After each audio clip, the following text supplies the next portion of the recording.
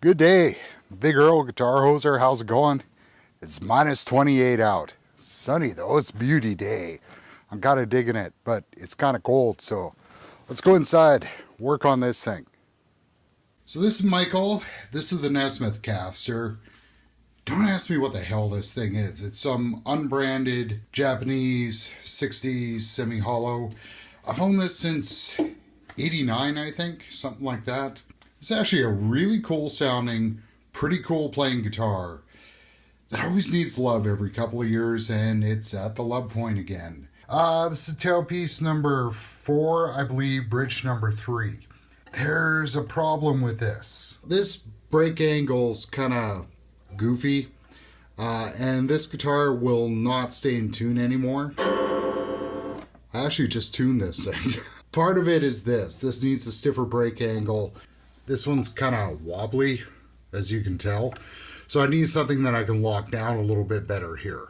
These tuners I have fought with for years, and I've finally fucking given up on these things.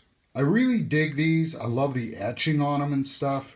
But I mean, I've had to take these apart and tighten them over and over again. They're loose again. I'm thinking I got metal fatigue on these or something, because they're not holding anymore. And fuck it, I'm just gonna finally swap these tuners out. Fretboard keeps trying to separate. I got it stable, but I'm gonna fill in these cracks here. Like the paint on dots, did that myself. So as you can see, it doesn't say made in Japan, so it wasn't built at a quality factory for people who believe in that line of shit.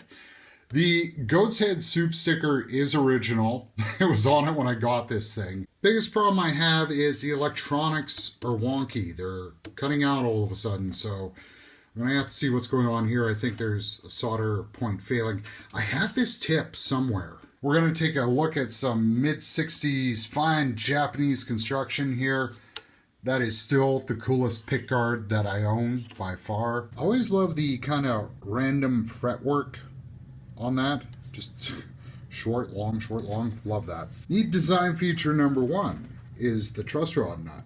At the body side, it's external, and it's got a hole, so you can just throw in a screwdriver or something and twist it back and forth. Wonder where Sterling Ball got that idea from, huh?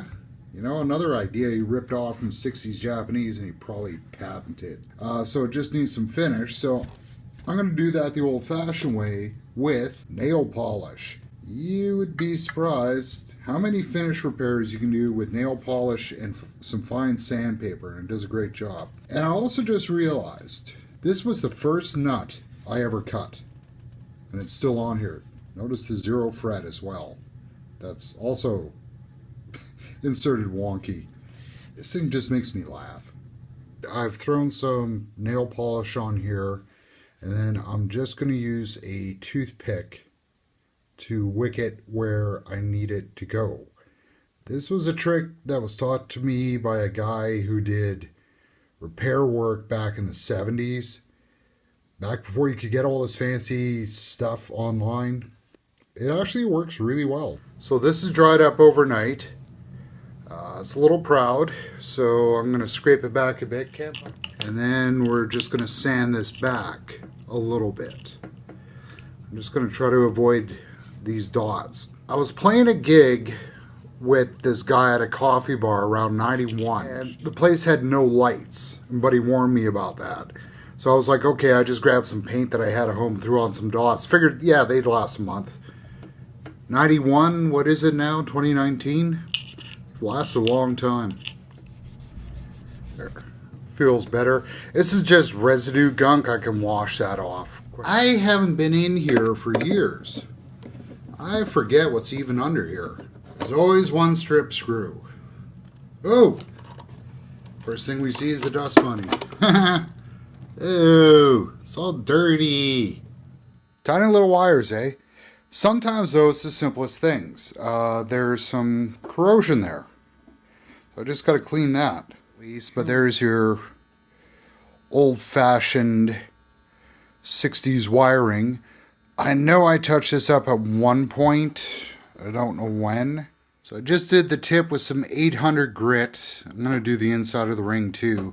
I'm just going to clean off this plate a bit. Let's take a look inside. So quite obviously we got some ply action happening here. Some great overspray. I think that was me. Pretty sure that was.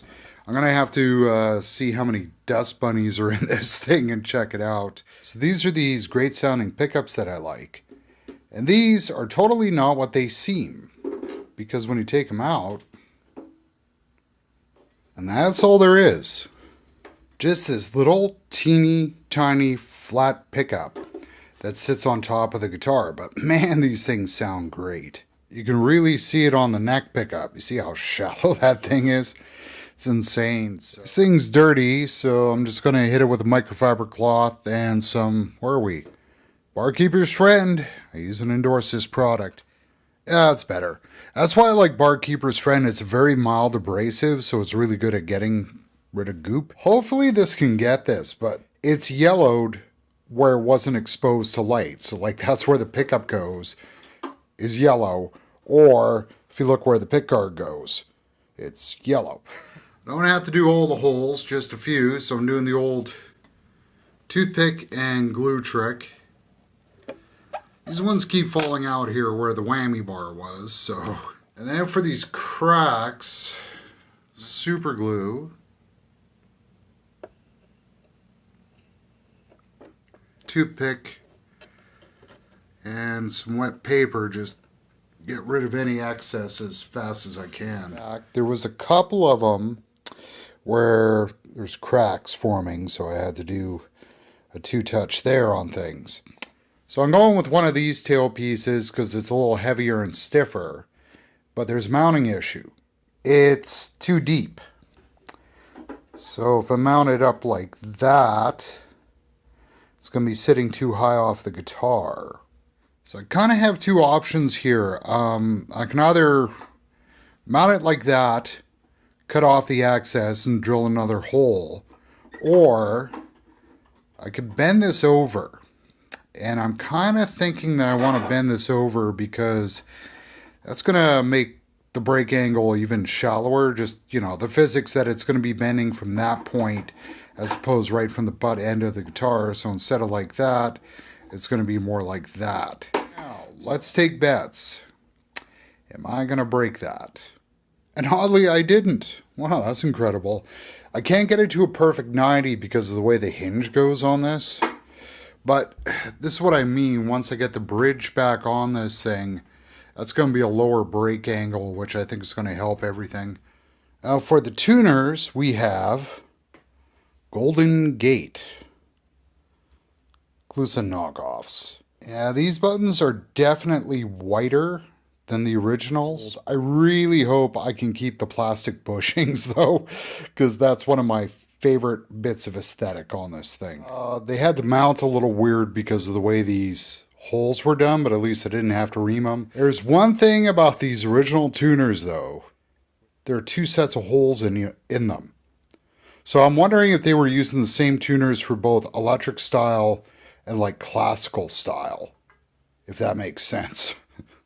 And I guess that's it for now. So there she be. She's strung back up. A little bit of setup work. Got a wound G on it because why not? It needs to have a wound G. Just running through the deluxe because the deluxe is out and I figure I got to justify owning that thing.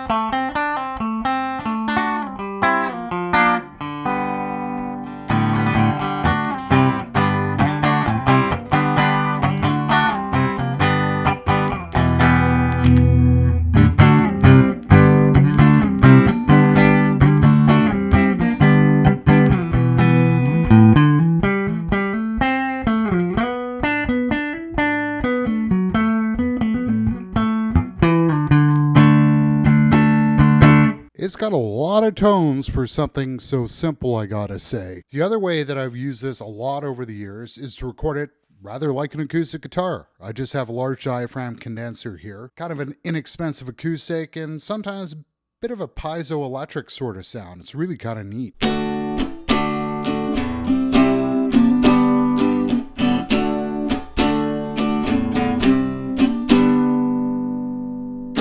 So to give you an idea of how to use that in context, I just recorded this quick little thing. Sorry about the shitty camera work. What you're hearing is this guitar, this MXL mic, and a little bit of compression. That's it. And hear how it works in the track.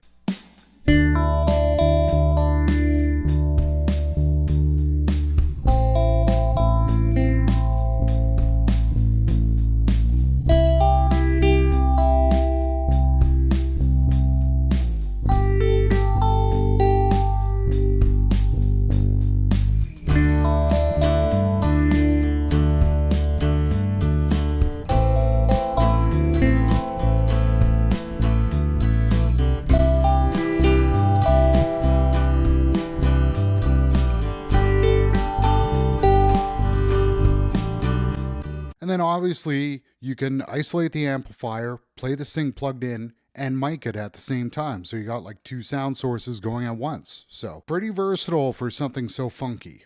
That's Michael done. I started shooting this a week ago. It was minus 25 and sunny. Now it's minus 15 and sunny. This has been a shitty February.